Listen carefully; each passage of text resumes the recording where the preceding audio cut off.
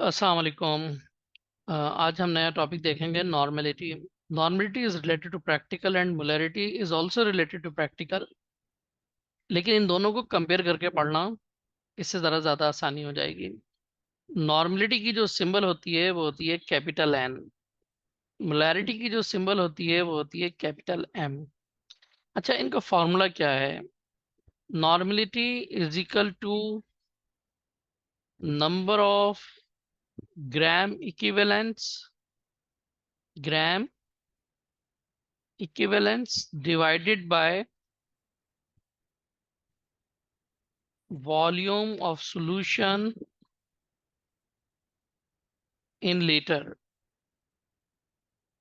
या इन decimetre cube.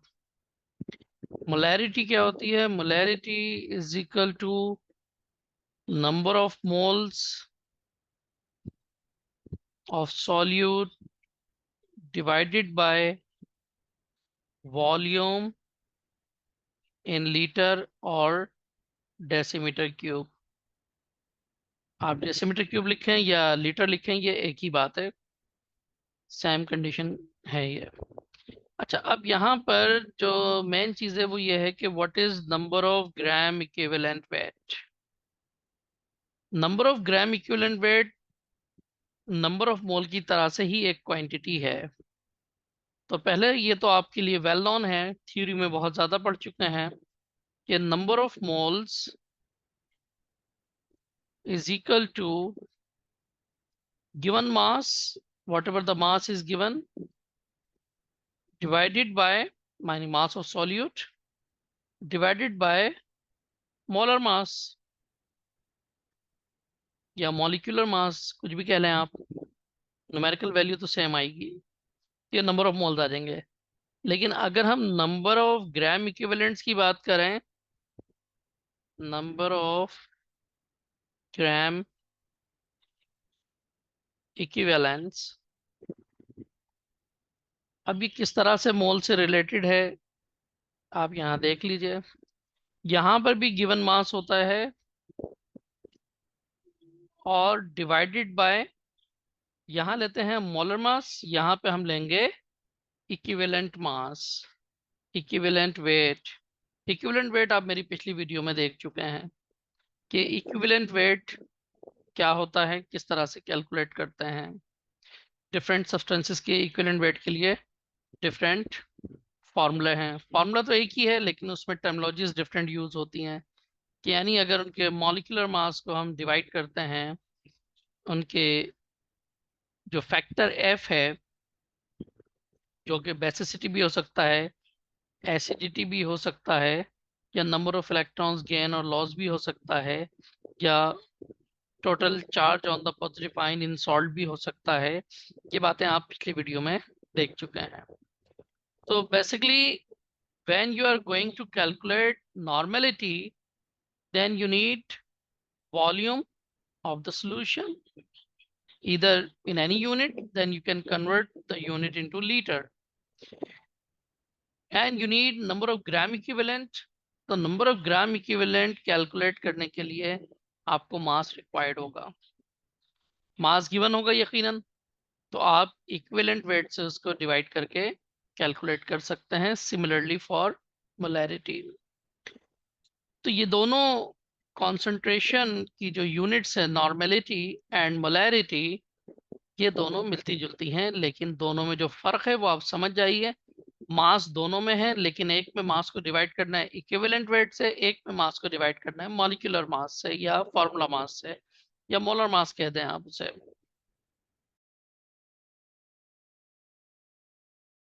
Problem number 1 हमें दी गई है कि calculate the molarity and the normality of a sulphuric acid solution that contains its 147 gram in 500 centimetre cube. अच्छा, यहाँ पे एडिशनली मैं आपको एक बात बताता चलूँ, मैंने यहाँ पे सल्फ्यूरिक एसिड की स्पेलिंग में पीएच के बजाय एफ लिखा हुआ है। तो एक्चुअली आईयूपीएससी ने जो स्पेलिंग सजेस्ट की है सल्फ्यूरिक सल्फर की, वो उसमें एफ आता है, पीएच नहीं आता है, इसलिए मैंने ये लिखी है।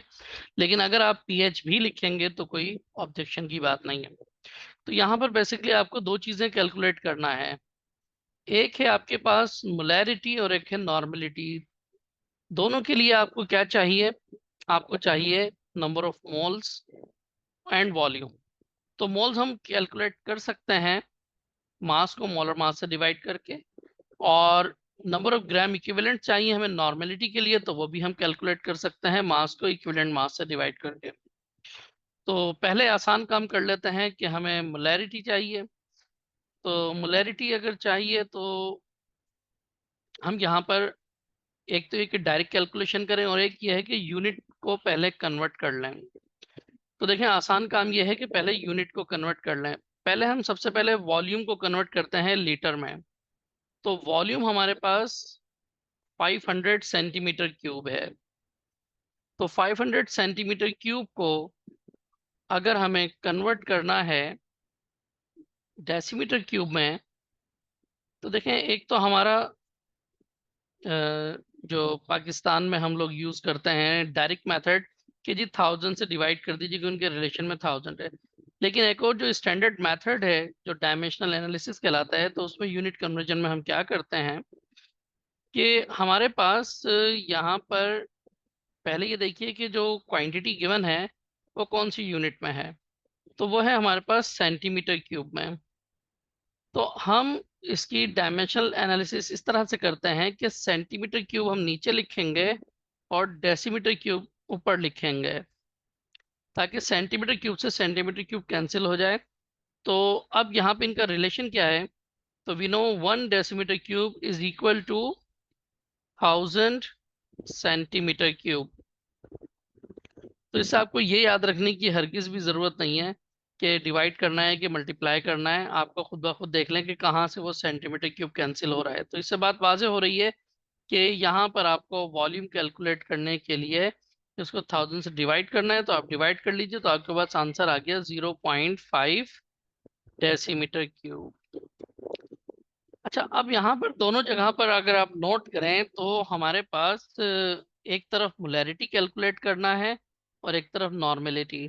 तो हम पहले मोलैरिटी कैलकुलेट करते हैं। मोलैरिटी कैलकुलेट करने के लिए हमें नंबर ऑफ मोल्स चाहिए। तो यहाँ पे आप देख सकते हैं कि नंबर ऑफ मोल्स के लिए हमारा फॉर्मूला है मास अपॉन मोलर मास। तो हमें सल्फ्यूरिक एसिड का मोलर मास भी चाहिए। तो सल्फ्यूरिक एसिड का मोलर मास भी कैलकुलेट कर लेते हैं। It is H2SO4। दो हाइड्रोजन है तो मल्टीप्लाइड बाय 1, क्योंकि 1 इसका एटॉमिक मास है तो ये 2 आ जाएगा। सल्फर एक है, इसका एटॉमिक मास 32 है तो ये 32 ही रहेगा।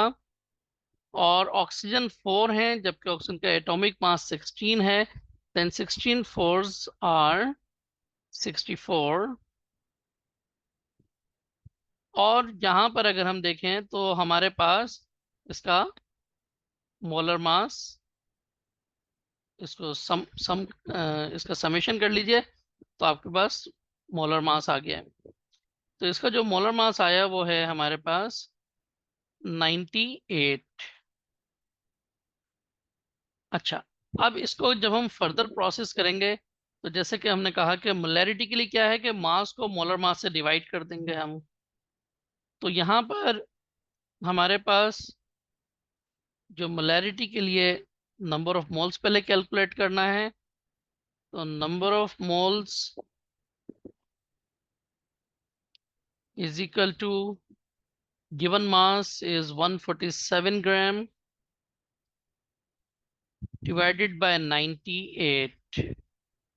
तो इससे आपके पास नंबर ऑफ मोल्स आ जाएंगे। अच्छा, यहाँ पर आपको क्या करना है, यहाँ पर हमें इक्विवेलेंट मास भी चाहिए। मैं साइमल्टेनियसली दोनों काम कर रहा हूँ। तो यहाँ पे आपको इक्विवेलेंट वेट या इक्विवेलेंट मास चाहिए।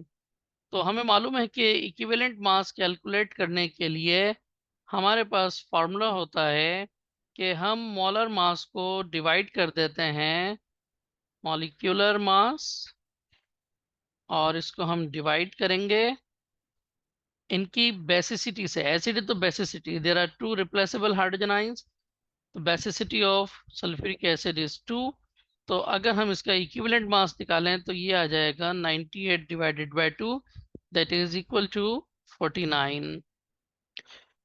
तो यहाँ पर अगर हमें number of gram equivalents calculate करना है, एक स्टेप बढ़ गया यहाँ पर। तो नंबर ऑफ ग्राम equivalent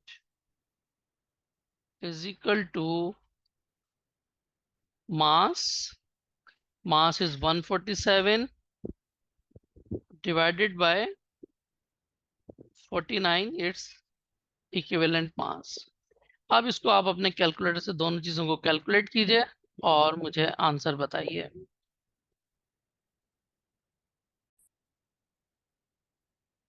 अच्छा, तो अब हमने जब यहाँ पर इसको कैलकुलेट किया तो यहाँ पर ये आंसर आ गया 1.5 और यहाँ पर ये आंसर आ गया 1.5। अच्छा, यहाँ पर ये नंबर ऑफ ग्राम इक्विवेलेंट आए, यहाँ सॉरी यहाँ पर ये आएगा 3। तो ये आपको बताते चलें कि ये जो 3 है ये नंबर ऑफ ग्राम इक्विवेलेंट्स हैं और 1.5 नंबर ऑफ मोल्स हैं। अब हम कैलकुलेट करते हैं इनकी मोलैरिटी। तो यहाँ पर अगर हम मोलैरिटी कैलकुलेट करें तो molarity is the number of moles divided by volume in litre और डेसीमीटर क्यूब। तो नंबर ऑफ मोल्स आ गए 1.5, वॉल्यूम है आपके पास 0.5। सिमिलरली यहाँ पर क्या है, अगर आपको नॉर्मेलिटी कैलकुलेट करना है तो आपके पास number of gram equivalent weight divided by the volume in decimetre cube. तो volume in decimetre cube is 0.5। अब यहाँ पर आप दोनों जगहों पर इसको कैलकुलेट कर लीजिए। तो यहाँ पर ये आंसर आ रहा है 3 और यहाँ पर ये आंसर आ रहा है 6। तो इसका मतलब है normality is 6 and molarity is 3।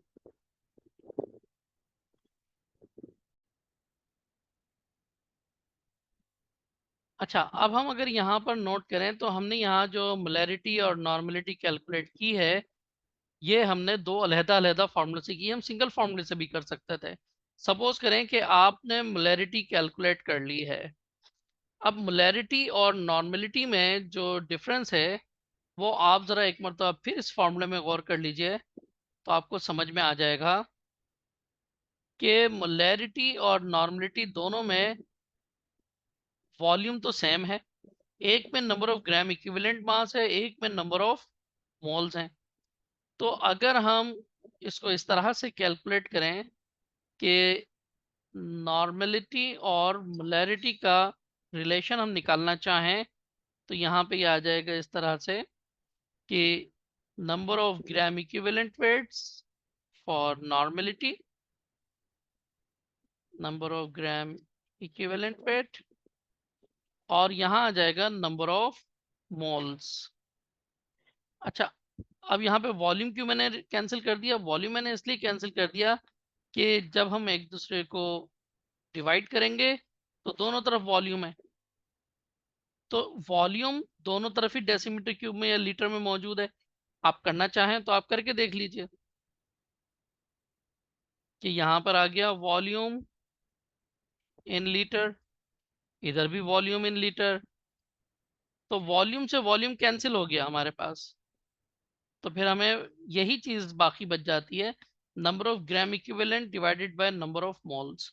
अच्छा, अगर मैं चाहूँ तो मैं इसको ऐसे भी लिख सकता हूँ कि normality divided by molarity is equal to number of gram equivalent. मैंने यहाँ इसको डिवाइड करने के बजाय मैंने यहाँ लिख दिया है नंबर ऑफ मोल्स। तो नंबर ऑफ मोल्स हमने यहाँ लिख दिया। अच्छा, अब यहाँ पर एक और चीज़ ये देखिए कि अगर मैं इसको फर्दर ओपन करूँ तो नंबर ऑफ ग्राम इक्विवेलेंट क्या होते हैं? नंबर ऑफ ग्राम इक्विवेलेंट होते हैं जनाब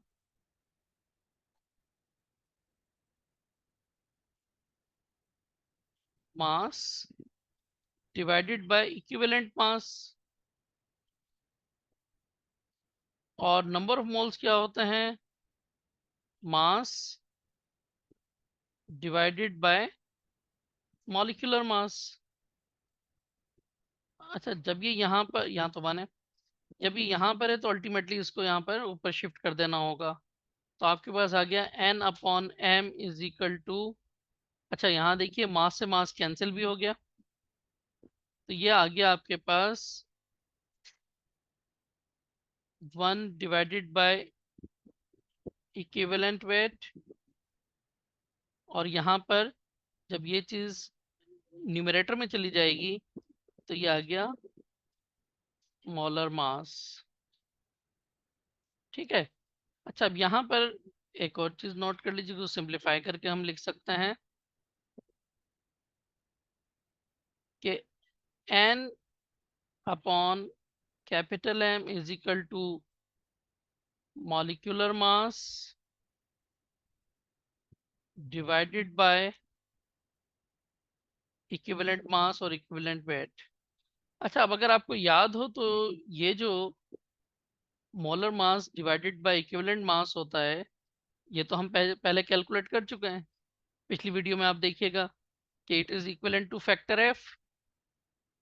तो फिर अब हम यहाँ देखते हैं N M is equal to F, since F यानी factor F is equal to molecular mass divided by equivalent weight. तो अब अगर हम इस फॉर्मूले में देखें तो हमारे पास एक रिलेशन आ गया फॉर नॉर्मलिटी एंड मोलैरिटी। ठीक है। अगर हम इस चीज को ऑब्जर्व करें और इस फॉर्मूले को याद रखें, अगर आप फॉर्मूला भूल भी जाएं तो आप यहाँ से फॉर्मूले को रीड्राइव कर सकते हैं।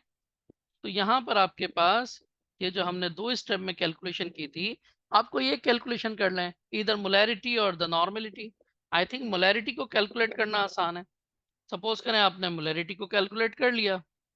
मोलैरिटी को कैलकुलेट करने के बाद आप यही फॉर्मूला यूज कीजिए, n upon m is equal two factor f, या फिर आप इस तरह लिख सकते हैं n is equal to m multiplied by factor f। Now you have to calculate n and you are provided m and f both। f कैसे मालूम है हमें? हमें f इस तरह से मालूम है कि सल्फ्यूरिक एसिड तो गिवन है हमारे पास। अगर सल्फ्यूरिक एसिड गिवन है तो हमें मालूम है कि सल्फ्यूरिक एसिड की बेसिसिटी 2 होती है। तो फिर क्या आ गया आपके पास, n is equal to 3 into 2 that is equal to 6। तो यानी आपने नॉर्मलिटी को इस तरह से कैलकुलेट कर लिया। तो हमारे पास नॉर्मलिटी या मोलैरिटी में से कोई एक चीज भी मालूम है तो हमें एक ही तरीके से, यानी हमें किसी एक चीज को कैलकुलेट करना काफी है कि आप मोलैरिटी कैलकुलेट कर लें या नॉर्मलिटी कैलकुलेट कर लें, and then you multiply with the factor F, तो आपको नॉर्मलिटी मिल जाएगी। ठीक है। तो अब इसके बाद हम आगे देखते हैं कि फर्दर हमारी स्टडीज में अभी किस किस्म के न्यूमेरिकल्स और करना है।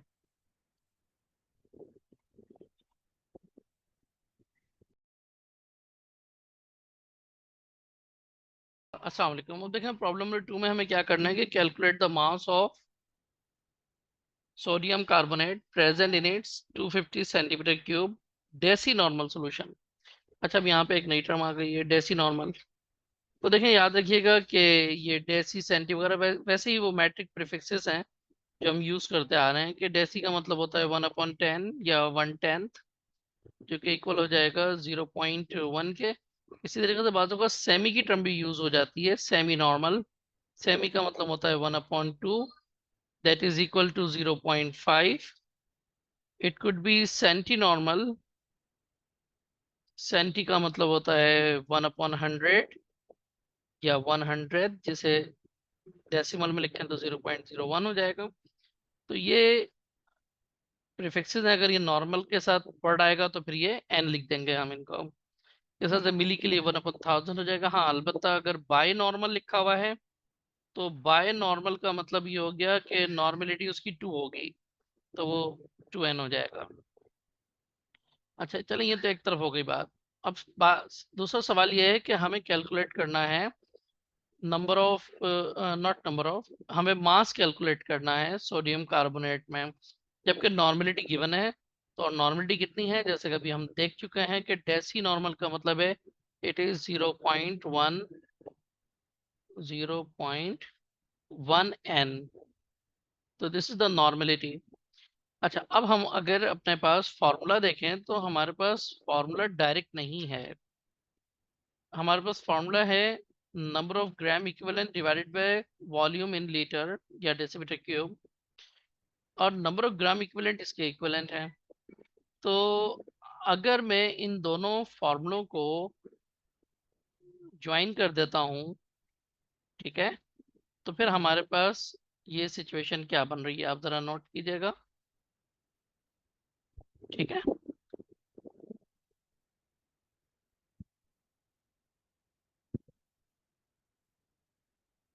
इसको हम यहाँ ले आते हैं। तो देखें अब हमारे पास यहाँ पे क्या सिचुएशन है कि नंबर ऑफ ग्राम इक्विवेलेंट, तो मैं इसको इस तरह भी तो लिख सकता हूँ कि नंबर ऑफ ग्राम इक्विवेलेंट, और इनको मैं यहाँ से यहाँ ले जाता हूँ, ये बात तो एक ही है। और यहाँ पर क्या आ जाएगा, मल्टीप्लाइड बाय 1। और मुझे मालूम है कि number of gram equivalent are equal to this, तो अगर ये इसके इक्विवेलेंट है तो फिर मुझे इसकी ज़रूरत ही नहीं है। मैं यहाँ पर इसको यहाँ से रिमूव कर देता हूँ, और आप देखिए कि यहाँ पे फार्मूला चेंज हो जाएगा। एन यहाँ से आ गया यहाँ पर, ठीक है, एन यहाँ आ गया, और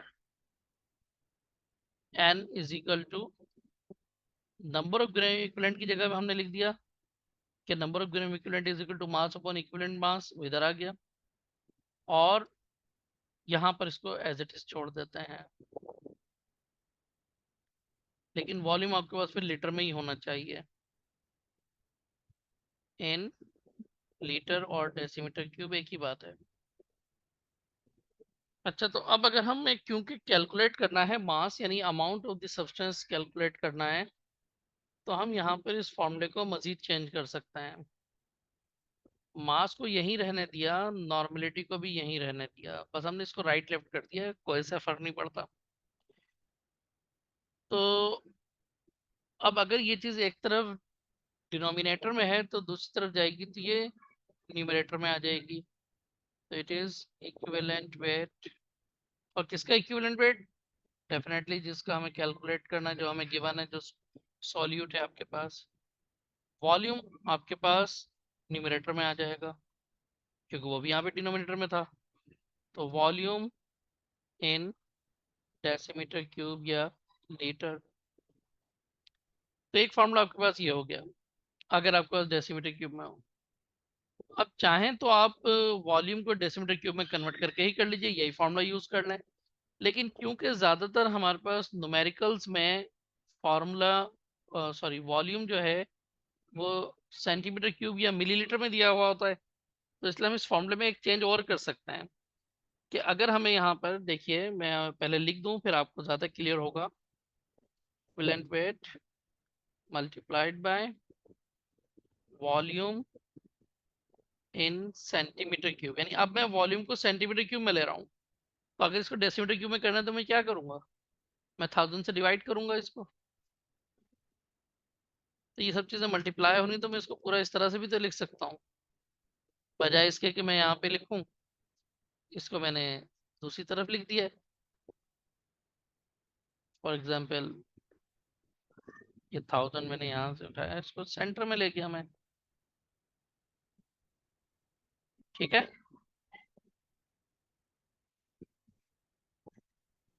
अच्छा, एक साथ ही मूव हो रहा है ये, अच्छा एक साथ मूव होगा तो ठीक है, मैं इसको पहले रिमूव कर देता हूँ ताकि मैं सेंटर में लिख दूँ। कोई फर्क नहीं पड़ता, अगर एक साइड में भी लिखा हो तो कोई फर्क नहीं पड़ेगा, लेकिन बहरहाल आपने अक्सर ये फॉर्मूला लिखा हुआ देखा होगा।